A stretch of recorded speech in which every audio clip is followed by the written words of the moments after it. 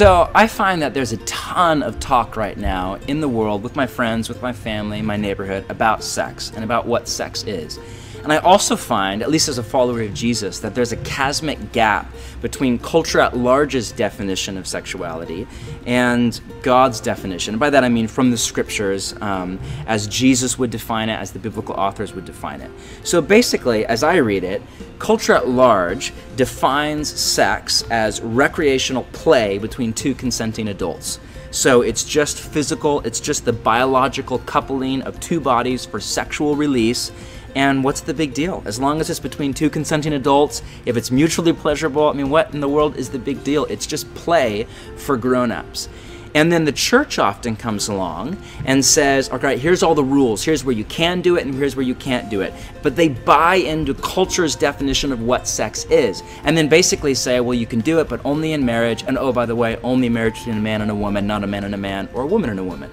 And to most of us, that's just nonsensical. If you're not a follower of Jesus, you hear that and you think, what kind of crazy, uneducated, traditional, outdated thing is that? That makes no sense.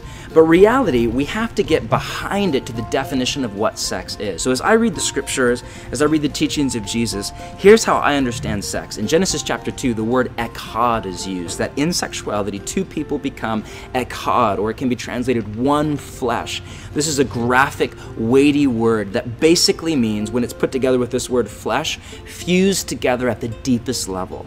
That in sex, a man and a woman come together and are fused together at the deepest level. It is the bonding of two people into one entity, body and soul, physical and spiritual, because there's no way to bifurcate the two.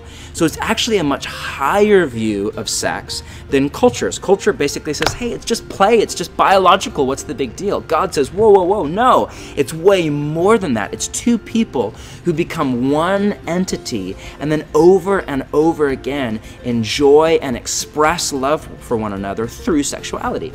Now, inside of marriage, this is beautiful because it takes two people and it doesn't let them drift apart. It keeps them together. It keeps them echad, or one. But outside of marriage, this can be dehumanizing because it can turn people into objects for basically self-gratification. And then every time you walk away from a sexual partner, it's as if you tear echad, as if part of you is lost. And you do that enough times and it starts to hollow you out from the inside. So I, as a follower of Jesus, think that we need a higher view of sex than culture at large is, not a lower view. We need to get back to the mysterious, beautiful, powerful reality of what happens when a man and a woman make love.